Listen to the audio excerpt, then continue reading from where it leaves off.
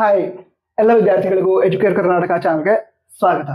Counselling ಅಲ್ಲಿ ತುಂಬಾ important ಆಗಿರುವಂತಹ ಡಾಕ್ಯುಮೆಂಟ್ ವೆರಿಫಿಕೇಶನ್ ಸ್ಲಿಪ್, ಇದ್ರ ಬಗ್ಗೆ ಇನ್ಫಾರ್ಮೇಶನ್ ಕೊಡ್ತಾ ಇದ್ದೀನಿ. ಹಾಗೆ ಡಾಕ್ಯುಮೆಂಟ್ ವೆರಿಫಿಕೇಶನ್ಗೆ ಡೇಟ್ಸ್ ಅನ್ನು ಕೂಡ ಅನೌನ್ಸ್ ಮಾಡಿದ್ರೆ ಅದ್ರ ಬಗ್ಗೆ ಕೂಡ ಇನ್ಫಾರ್ಮೇಶನ್ ಕೊಡ್ತಾ ಇದ್ದೀನಿ. ಈಗ ಡಾಕ್ಯುಮೆಂಟ್ ವೆರಿಫಿಕೇಶನ್ ಸ್ಲಿಪ್ ಅಂದ್ರೆ ಏನು, ಇದನ್ನ ನೀವು ಕೇಳೋದಾದ್ರೆ ಅಪ್ಲಿಕೇಶನ್ ಹಾಕ್ಬೇಕಾದ್ರೆ ಈ ಎಲ್ಲಾ ಕೋಟಾಗಳು ಅಥವಾ ರಿಸರ್ವೇಶನ್ಸ್ ನನಗೆ ಅಪ್ಲೈ ಆಗುತ್ತೆ ಅಂತ ತಿಳಿಸಿರ್ತೀರಾ. Kannada medium quota, rural quota, income ಮತ್ತು ಕಾಸ್ಟ್ ರಿಲೇಟೆಡ್ ಆಗಿರಬಹುದು. ಸೊ ಇದನ್ನೆಲ್ಲ ಮೆನ್ಷನ್ ಮಾಡಿ ತಿಳಿಸಿರ್ತೀರಾ. ಅದರ ನಂತರ ಅದನ್ನ ವೆರಿಫೈ ಮಾಡಿ ನೀವು ಯಾವ್ಯಾವ ರಿಸರ್ವೇಶನ್ ಗಳಿಗೆ, ಯಾವ್ಯಾವ ಕೋಟಾಗಳಿಗೆ ಎಲಿಜಿಬಲ್ ಆಗಿರ್ತೀರಾ ಅದನ್ನ ತಿಳಿಸಿರ್ತಾರೆ. ಅದ್ರ ಜೊತೆಗೆ ಎಂಜಿನಿಯರಿಂಗ್, ನರ್ಸಿಂಗ್, ಈ ರೀತಿ ಎಲ್ಲಾ ಕೋರ್ಸ್ಗಳಿಗೆ ರ್ಯಾಂಕಿಂಗ್ ಅನ್ನು ಅನೌನ್ಸ್ ಮಾಡ್ತಾರೆ. ಆ ರ್ಯಾಂಕಿಂಗ್ ಅನ್ನು ಕೂಡ ಮೆನ್ಷನ್ ಮಾಡಿ ಒಂದು ಸ್ಲಿಪ್ ಅನ್ನ ರಿಲೀಸ್ ಮಾಡ್ತಾರೆ. ಅದನ್ನೇ ಡಾಕ್ಯುಮೆಂಟ್ ವೆರಿಫಿಕೇಶನ್ ಸ್ಲಿಪ್ ಅಂತ ಕರೀತಾರೆ. ಈ ಡಾಕ್ಯುಮೆಂಟ್ ವೆರಿಫಿಕೇಶನ್ ಸ್ಲಿಪ್ ತುಂಬಾ important. Option entry, choice entry, ಈ ರೀತಿ ಕೌನ್ಸಿಲಿಂಗ್ ಥ್ರೂ ಔಟ್ ಹೆಲ್ಪ್ ಆಗುತ್ತೆ. ಇದಷ್ಟೇ ಅಲ್ಲ, ಕಾಲೇಜ್ಗೆ ಅಡ್ಮಿಷನ್ ಹೋದಾಗ್ಲೂ ಕೂಡ ಈ ಡಾಕ್ಯುಮೆಂಟ್ ವೆರಿಫಿಕೇಶನ್ ಸ್ಲಿಪ್ ಅನ್ನ ನಿಮ್ಮ ಬಳಿ ಕೇಳ್ತಾರೆ. ಸೊ ಅದನ್ನ ಡೆವಲಪ್ ಮಾಡ್ಕೊಂಡು ಸೇಫ್ ಆಗಿ ಇಟ್ಕೋಬೇಕು. ಯಾವಾಗ ಈ ಡಾಕ್ಯುಮೆಂಟ್ ವೆರಿಫಿಕೇಶನ್ ಸ್ಲಿಪ್ ಬರುತ್ತೆ ಅಂತ ಹೇಳಿದ್ರೆ ನಿಮ್ಮ ರ್ಯಾಂಕ್ ಅನೌನ್ಸ್ ಆಗುತ್ತಲ್ವಾ, ರ್ಯಾಂಕ್ ಅನೌನ್ಸ್ ಆಗಿ ಆಪ್ಷನ್ ಎಂಟ್ರಿ ಸ್ಟಾರ್ಟ್ ಆಗೋ ಮೊದಲು ಈ ಡಾಕ್ಯುಮೆಂಟ್ ವೆರಿಫಿಕೇಶನ್ ಸ್ಲಿಪ್ ಅನ್ನ ರಿಲೀಸ್ ಮಾಡಿ. ಈಗ ಈ ಡಾಕ್ಯುಮೆಂಟ್ ವೆರಿಫಿಕೇಶನ್ಗೆ ಡೇಟ್ಸ್ ಅನ್ನ ಏನೋ ಅನೌನ್ಸ್ ಮಾಡಿದ್ರೆ ಅದನ್ನು ಕೂಡ ಹೇಳ್ತೀನಿ. ಅದಕ್ಕಿಂತ ಮೊದಲು ನೀವು ತುಂಬಾ ಸ್ಟೂಡೆಂಟ್ಸ್ KCET ಎಕ್ಸಾಮ್ ಚೆನ್ನಾಗಿ ಆಗಿಲ್ಲ, ಒಳ್ಳೆ ರ್ಯಾಂಕ್ ಬರಲ್ಲ, ಒಳ್ಳೆ ಕಾಲೇಜಲ್ಲಿ ಅಡ್ಮಿಷನ್ ಆಗಲ್ಲ ಅಂತ ಟೆನ್ಷನ್ ಮಾಡ್ಕೋತಾ ಇದ್ರಿ. ಟೆನ್ಷನ್ ಮಾಡ್ಕೊಳ್ಳೋ ಅವಶ್ಯಕತೆ ಇಲ್ಲ. ಈಗಲೂ ಕೂಡ ನಿಮಗೆ ಟಾಪ್ ಟೈರ್ ಕಾಲೇಜ್ಗಳಲ್ಲಿ BTech ಡಿಗ್ರಿಯನ್ನ ಮಾಡೋದಕ್ಕೆ ಅವಕಾಶ ಇದೆ. ಸರಿನಾ? ಪ್ಯಾಟ್ ಎಕ್ಸಾಮ್ ಅಂತ ಇದೆ, ಅದನ್ನ ಬರೀಬೇಕು ಅಷ್ಟೇ. ಈ ಪ್ಯಾಟ್ ಎಕ್ಸಾಮ್ ಅನ್ನ ಪೊಲಾರಿಸ್ ಸ್ಕೂಲ್ ಆಫ್ ಟೆಕ್ನಾಲಜಿ ಇವರು ನಡೆಸ್ತಾರೆ.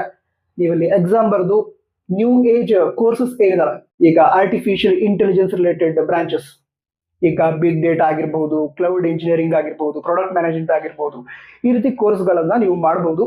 ನಂತರ ಇಲ್ಲಿ ಜಾಯ್ನ್ ಆಗಿರೋ ಸ್ಟೂಡೆಂಟ್ಸ್ ಆಲ್ರೆಡಿ ಈ ಇಂಟರ್ನ್ಶಿಪ್ ಅನ್ನ ಪಡೆದುಕೊಂಡು ಗೂಗಲ್, ಅದರ ನಂತರ ಅಮೆಝಾನ್, ಈ ರೀತಿ ಕಂಪನಿಗಳಲ್ಲಿ ಇಂಟರ್ನ್ಶಿಪ್ ಮಾಡ್ತಾನೆ ಸ್ಟೈಪಂಡ್ ಕೂಡ ಪಡೆದುಕೊಳ್ತಾ ಇರ್ತಾರೆ. ಸೊ ಈ ರೀತಿ ಅವಕಾಶ ನಿಮಗೂ ಕೂಡ ಇದೆ. ಸೊ ಪ್ಯಾಟ್ ಎಕ್ಸಾಮ್ ಅನ್ನ ಬರೀರಿ, ರಿಜಿಸ್ಟ್ರೇಷನ್ ಮಾಡ್ಕೋಬೇಕು. ಅದಕ್ಕೆ ರಿಜಿಸ್ಟ್ರೇಷನ್ ಮಾಡೋ ಲಿಂಕ್ ಅನ್ನ ಡಿಸ್ಕ್ರಿಪ್ಷನ್, ಅದೇ ರೀತಿ ಟಾಪ್ ನೋಡೋದ್ರಲ್ಲಿ ಕೊಟ್ಟಿರ್ತೀನಿ.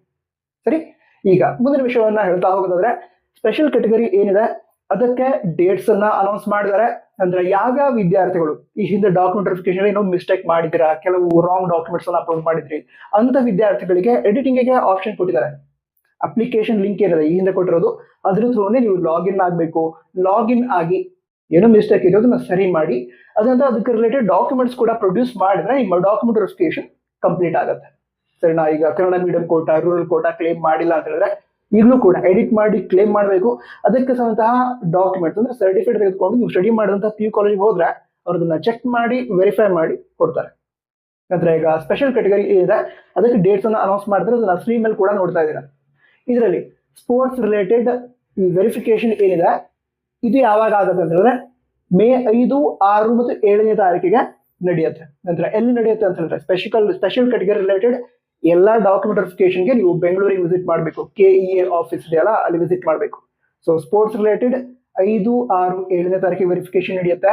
ನಂತರ CAPF, CRPF ಈ ರೀತಿ ಇವುಗಳ ವೆರಿಫಿಕೇಶನ್ May 8ನೇ ತಾರೀಕಿಗೆ ನಡೆಯುತ್ತೆ.